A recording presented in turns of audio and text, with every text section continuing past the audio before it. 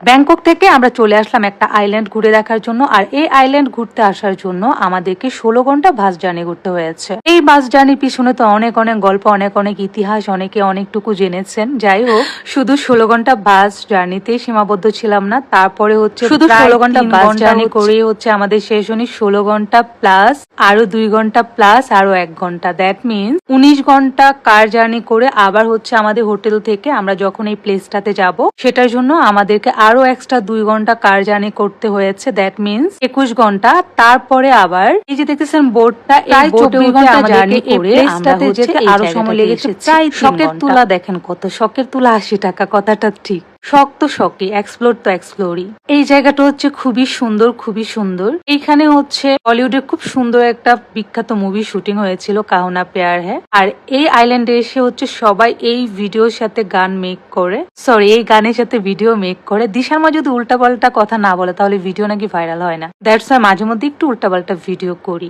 শরীরে energy level 0 ছিল সবারই। তারপরে কি করব, চলে আসছি। তো আল্লাহর সৃষ্টি কতটা সুন্দর আসলে নিজের চোখে না দেখলে বিশ্বাস করা যায় না। সমুদ্র আর পাহাড়, আর এই পাহাড়গুলা হচ্ছে পাথরের। কি যে সুন্দর, মাঝে হচ্ছে ছোট ছোট নৌকাগুলা চলতেছে। এই নৌকাগুলা দিয়ে ঘুরে ঘুরে এখানে ছবি ভিডিও করা যায়। সো এই জায়গাটা হচ্ছে নর্মালি একটা দ্বীপ হয়, যেটা হচ্ছে এখানে কোনো পানি থাকে না। সো এইখানে আপনি এসে হচ্ছে ভিডিও মেক করতে পারবেন, সবকিছু করতে পারবেন। বাট এখন হচ্ছে এই জায়গাটা বন্ধ আছে, তার কারণ এখন হচ্ছে ডেঞ্জার টাইম, কারণ এখানে এখন পানি চলে আসছে। সো যখন পানিটা কমতে থাকে তখন ওই টাইম হচ্ছে এখানে পানি থাকে না। দ্যাটস ওয়াই আমাদেরকে হচ্ছে ডেকে উপরে নিয়ে আসছে যে আপনার উপর থেকে এসে দেখে এখানে আপনারা ভিডিও মেক করেন। সো আমরা উপরে এসে দেখে এখানে ভিডিও মেক করতেছিলাম।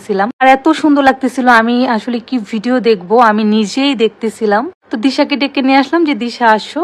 দিশা দেখলো, দেন হচ্ছে আমরা চলে আসলাম হচ্ছে আমরা চলে আসলাম ফিফি আইল্যান্ডে। সো এই আইল্যান্ডে আসার জন্য আমাদেরকে 24 ঘন্টা জার্নি করতে হয়েছে। 24 ঘন্টা জার্নি করে ফাইনালি আমরা ফিফি আইল্যান্ডে আসতে পেরেছি। তো বাপ্পির অবস্থা দেখতে পারতেছেন, খুবই সিক। তার মধ্যে একটা প্রবলেম হয়ে গেছিল, আমার বাইটা হচ্ছে বুকার বোকা, সে অন্ধভাবে তার বোনদেরকে বিশ্বাস করে, কি বলবো বলেন। আর আপু বলতেছে যে বাপ্পিকে মেডিসিন দিতে হবে, সেটা হচ্ছে হাই পাওয়ার অ্যান্টিবায়োটিক, বুঝতে পারেন। এটা বলে আমার আপু ঘুমায় গেছে। দেন আমি কি করছি, ওকে নিয়ে 3টা মেডিসিন দিয়ে আসছি। 3টা হচ্ছে 500 করে, 500 আমার বলে আমার ঘুমায় গেছে। তো আমি কি করলাম, আমার ভাইকে নিয়ে দিলাম, আমার ভাই সেটা খাইছে। সকালবেলা ঘুম থেকে উঠে শুনে আমার বোন নাকি আমার ভাইকে খাইয়ে দিয়ে সে ঘুমাইছে। আমিও আবার দিশে খাইছে, মানে সেম মেডিসিন তাকে 2বার খাওয়ানো হয়েছে। সেও বুকার মতো খাইছে, মানে আমি দিছি, আমার বোনও দিছে, সে ভাবছে মেডিসিন দিছে খাচ্ছে, ওটা জিজ্ঞেস করবে না, দেখবে না। এবং দিশার বেলাও সেম হয়েছে, মানে আমার আপু ঘুমানোর আগে তো আমাকে একবার বলবে যে 2জনকে আমি মেডিসিন দিচ্ছি।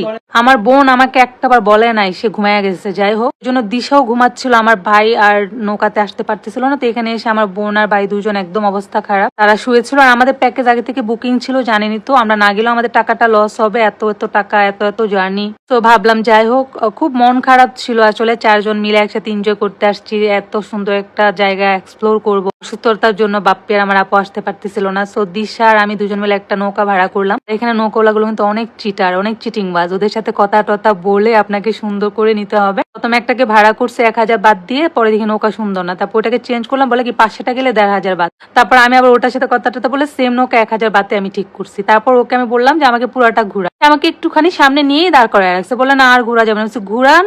তারপর বলার পরে সে সুন্দর করে ঘুরাইছে। মানে ওরা না এত চিটিং বাদ। আমি যেটা দেখলাম থাইল্যান্ডে এসে, হচ্ছে খুবই প্রফেশনাল বিজনেস যেটাকে বলে। ওরা হচ্ছে মেয়েদেরকে পছন্দ করে না, ওরা ছেলেদেরকে পছন্দ করে। ওরা ভাবে ছেলেরাই ওদেরকে টাকা পয়সা বেশি দেয়, ছেলেরা খরচ করে বেশি, মেয়েরা খরচ বেশি করে না। এই জন্য থাইল্যান্ডের ওরা খুব বিজনেসম্যান। আর তাদের বিহেভিয়ার আমার আসলে অতটা ভালো লাগে না, খুব কম আমি পাইছি তাদের বিহেভিয়ার ভালো।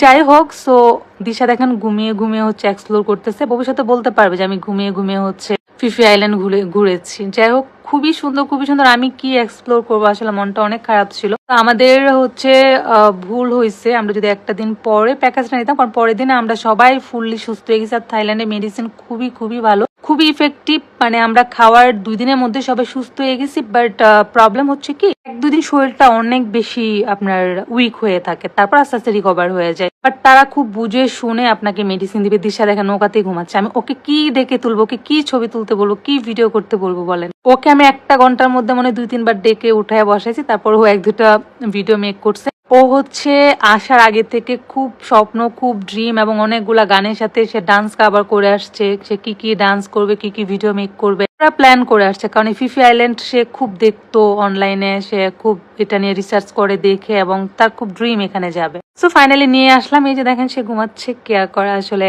তার স্বপ্ন, সমস্যা না, নেক্সট টাইম আবার আসবে ইনশাল্লাহ। সো এই যে এটা খুবই সুন্দর, জায়গাটা খুবই সুন্দর। স্পেশালি আমার যে কি পরিমাণ ভালো লাগতেছিল এখানে, মানে আমি সুস্থ হয়ে গেছি। আমার ফ্যামিলি সবাই বলে আমার রোগ প্রতিরোধ ক্ষমতা নাকি ভালো, আমি যে কোনো ধরনের অসুস্থ হলে আলহামদুলিল্লাহ খুব তাড়াতাড়ি রিকভার করে ফেলতে পারি, অ্যান্ড খুবই তাড়াতাড়ি। এটা আসলে আমি ছোটবেলা থেকে আমার সর্বোচ্চ অসুখ হলে আমি একদিন অসুস্থ থাকি, তারপরের দিনই সুস্থ হয়ে যাই, অ্যান্ড মেডিসিন খেলে আমি খুব তাড়াতাড়ি এটা কাভার করে ফেলি। তো এই যে আমাদের হচ্ছে লাঞ্চের টাইম, মানে আমরা এখানে এসে খাবার দিচ্ছি। আমরা কেউ কিছুই খেতে পারি নাই, কেউ কিছুই খাই নাই। আমি শুধু অল্প কয়েকটা ভাত নিছি, একটু মরিচ নিয়ে একটু পানি দিয়ে খাইছি।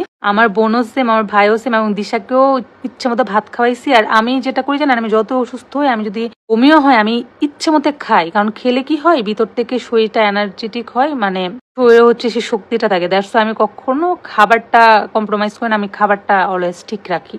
এই জন্য হয়তো আমি তাড়াতাড়ি ওভারকাম করতে পারি। তো খাওয়া দাওয়া শেষে এই যে এখন আস্তে আস্তে দিশা আর আমার আপু একটু ঠিক হয়েছে। বৃষ্টি হচ্ছিল, বৃষ্টি একটু ভিজে দুজন হচ্ছে এখানে হাঁটতেছিল।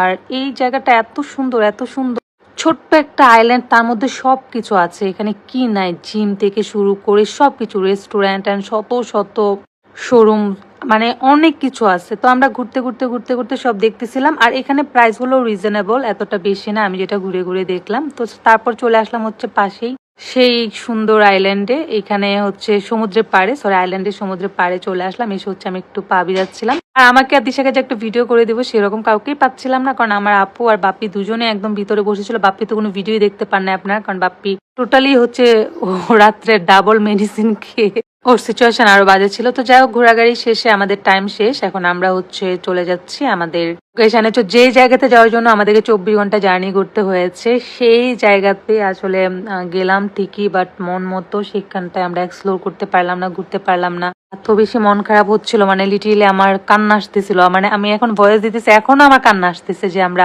এই জায়গাটাতে চারজন মন মতো ঘুরতে পারলাম না, আমরা এনজয় করতে পারলাম না। কারণ আমরা প্রত্যেকটা প্লেসে আমরা যদি একটু খাবারও খেতে যাই, সেখানে আমরা চারজন খুবই সুন্দর করে এনজয় করি, আমরা সেই মোমেন্টটাকে মানে সেলিব্রেট করি। বাট এত কষ্ট করে, এত দূরে, এত টাকা খরচ করে একটা জায়গায় গেলাম, এখানে আসলে আমরা এক্সপ্লোর করতে পারলাম না। মানে এত কষ্ট লাগতেছে, যেটা আসলে আমি ভাষায় প্রকাশ করতে পারতেছি না, খুবই কষ্ট লাগতেছে। যাই হোক, কেয়ার করা আমাদের জার্নি সবকিছুই বৃথা গেল, সবকিছুই বৃথা, মানে চোখের দেখা জাস্ট একটু দেখে আসলাম। সো এখন আমরা ব্যাক করে আমরা আমাদের হোটেলে চলে আসছি, যেটা হচ্ছে ফুকেটে আমাদের হোটেল। সো বাপ্পি যে মোবাইল ফেলে রেখে আসছিল গাড়িতে, ওকে আমি ফোনটা হাতে দিলাম। সো এই নেক্সট ব্লগ নিয়ে আবার আসবো। সবাই ভালো থাকবেন। আর আমরা আলহামদুলিল্লাহ এখন মোটামুটি সুস্থ। আপনারা সবাই দোয়া করবেন। Tata, love you all.